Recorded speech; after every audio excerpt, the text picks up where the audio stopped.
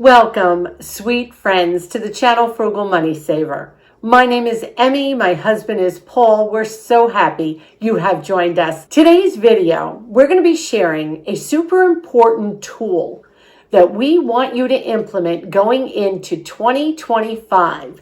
And you're going to especially love it when we do our no spend, low spend January in just a couple of weeks. The item that we're going to be sharing with you today is actually something that many people have requested a video on. So we're happy to do it. We're happy to bring it to you. We're also going to throw a little holiday magic into this video with a wonderful in the kitchen recipe with me. We're going to show you some of our holiday decor. Sit back, relax. Let's get right to this video. We're going to start with the one tool that we think will be super helpful for you in the coming year. Before anyone starts a project, and that could mean any kind of project, building a skyscraper, redoing a home, building a bridge, they always start with a plan, some course of action that they want to follow. They will take their ideas, put them on paper or into a computer and generate something that they can work with, something that they can implement to create whatever it is they're creating. And that is what we're going to share with you today. We're going to share with you the tool that will help you to plan for a successful financial 2025. We're talking about a control journal, a place where you can keep and record all your important information.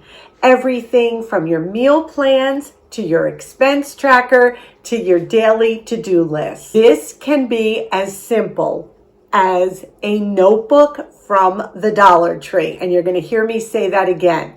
This is not an expensive item. You don't have to use what I use. I do use a happy planner, but by no means is this a sponsored video or am I telling you to buy anything.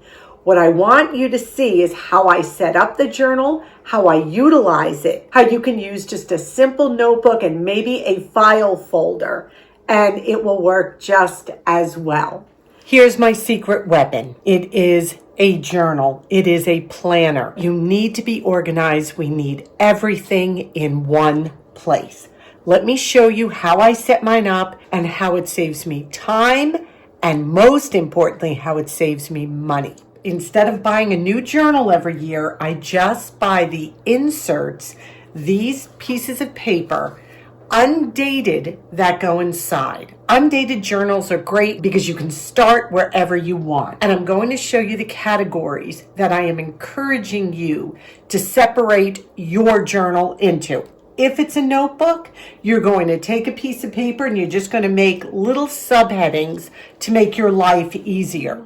A lot of people like month at a glance. I like a week at a glance. And this is how I set it up. I'm showing you the undated pages now, and then I'll show you them dated. At the top of the week, you've got Monday through Saturday. This is where I put my meal plan. Whatever I'm planning to eat for the week goes right here. And then I have my week, and whatever needs to be done on certain days will go there. And on this side, instead of doing daily, I'm doing weekly planning. So the first thing for weekly is, what tasks do I need to complete for the week? I need to film a video. I need to edit a video. I need to make a thumbnail. I need to bake cookies for my in-laws. I need to make meals for my in-laws. Whatever it is that week I need to get done goes under tasks. Under important, do I have a doctor's appointment? Does Paul, is there somewhere we need to be? And then in the looking ahead, my goals. What do I want to accomplish? And these goals can be financial, they can be spiritual, they could be health, whatever it is.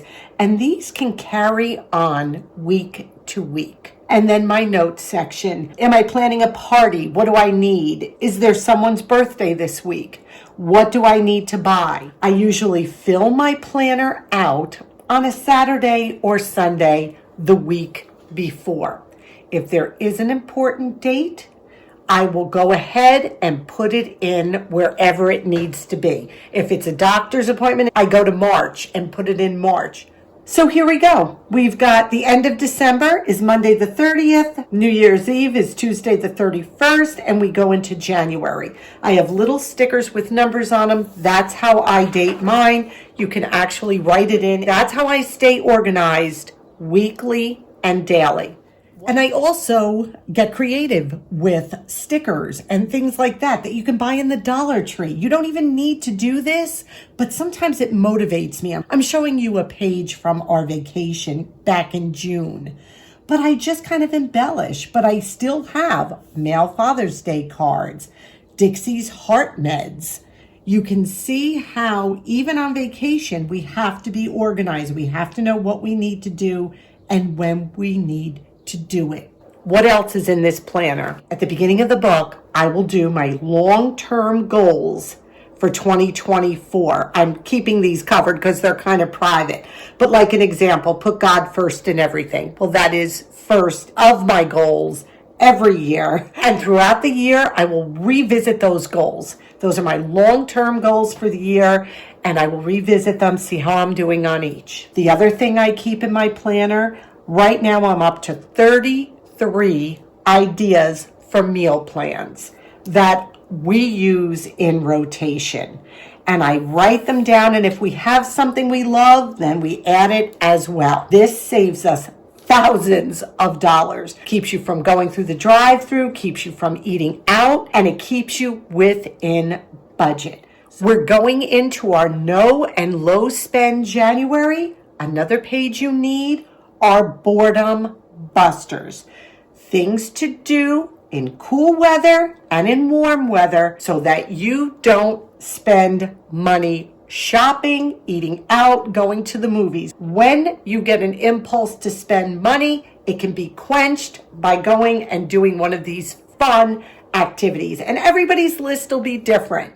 But you do what brings you peace and comfort and keeps you from spending money. In the back of my journal, I keep my freezer inventory, I keep my pantry inventory, and I keep my expense tracker. I'll link these below. The most important piece of paper you will keep here. This expense tracker is great because it actually breaks everything down. Gas, groceries, recreation, dining out, personal, home, clothing, miscellaneous. Every time you spend money, you just write it down. And I have, at the end of the year, 12 of these expense trackers to do my taxes with, to find out how much we paid for food, how much we paid for gas, electricity, home heating oil, how much do we spend on dining out, recreation.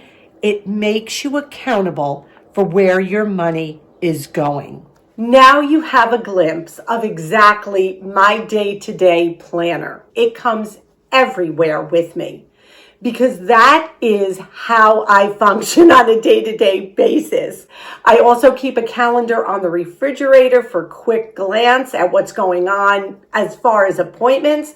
But that happy planner is my basis for everything I need to be successful as a homemaker, as a wife, as a mother, as a YouTuber, as whatever I do. If you don't feel comfortable doing it on paper, I'm sure you could create a spreadsheet on your computer and do it that way as well. Just somewhere where you actually have a place to organize plans and your goals and all those wonderful things that we're going to continue doing as we enter our no spend, low spend January 25 and beyond.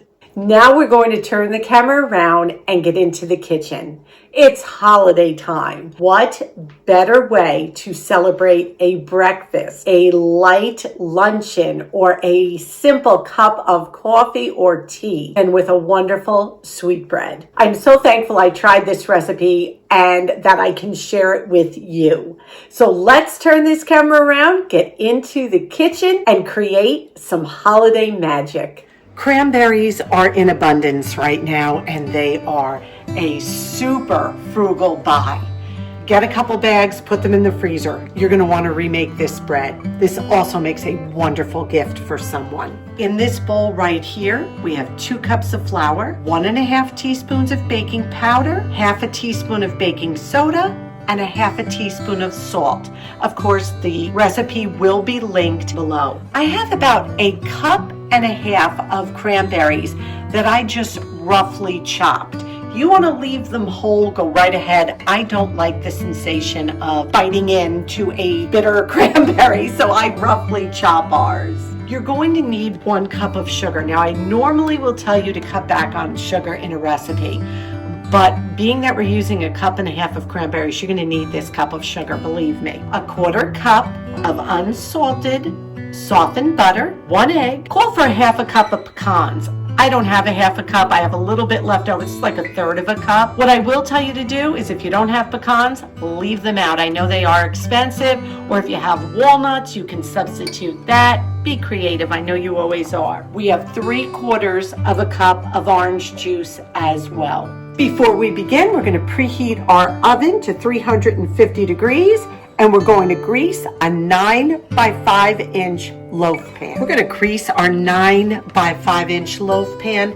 Remember to save those butter wrappers in the refrigerator. They make a great greasing tool because there usually is a lot of butter left on that wrapper and it greases a pan beautifully. In our mixing bowl, we're going to take our cup of sugar, our egg, and our softened butter that we just cut into pieces. And I'm just going to beat this till it's light and fluffy.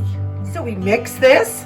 It's pretty light and fluffy. We're going to add our 3/4 cup of orange juice, and we're going to continue to mix it until it's all incorporated.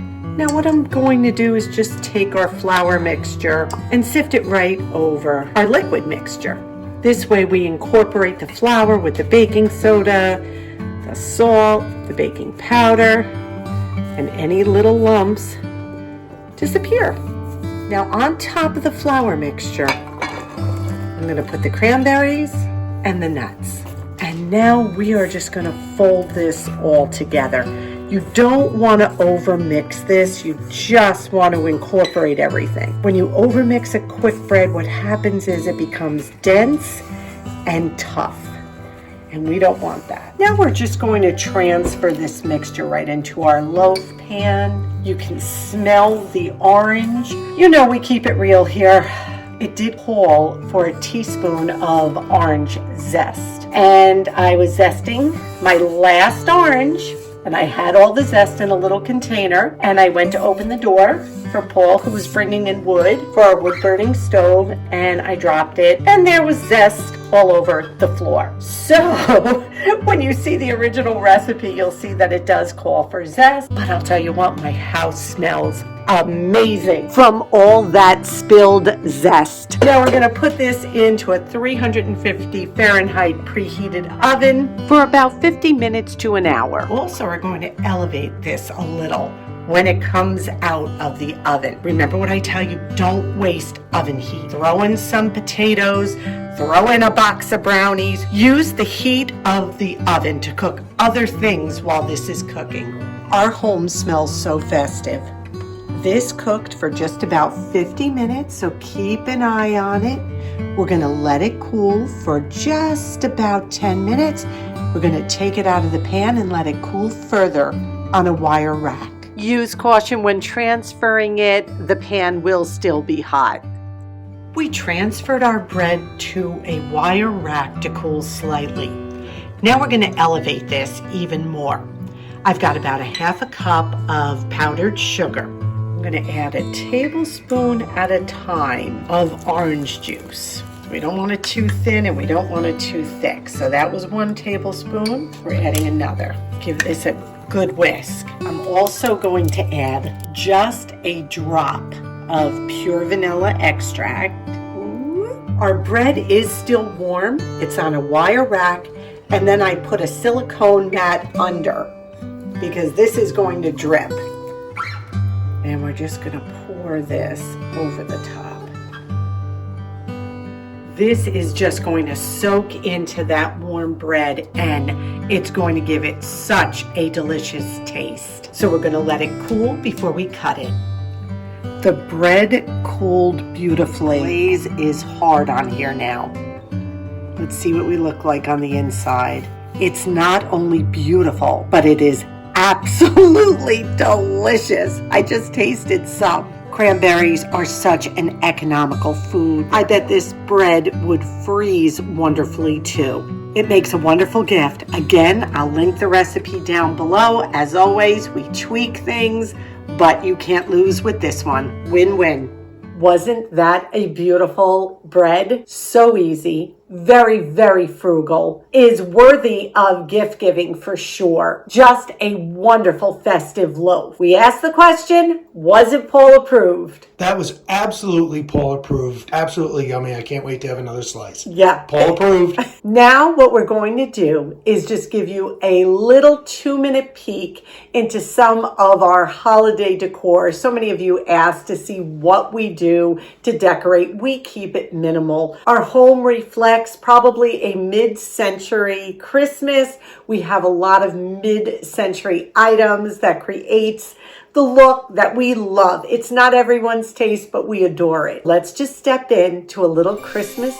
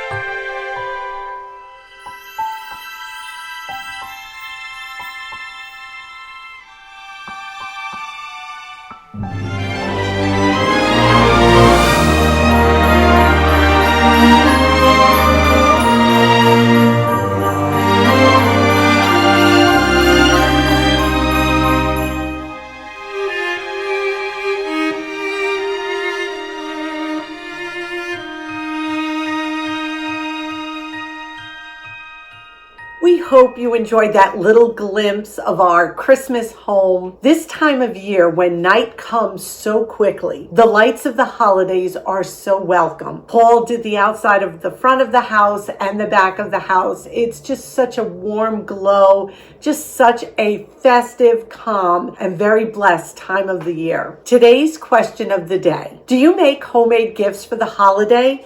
If so, share with us down below what you make. It could be an art, it could be a baked good, it could be whatever it is, woodworking. Share with us down below what you make for special gifts. We would love to hear that, and I know our viewers would as well. We thank you again for sharing this time with us. We ask that you please give this video a big thumbs up. Subscribe if you haven't. We ask you to be well. We ask you to be safe. And above all, we wish you blessings. Until our next video, may God greatly bless you.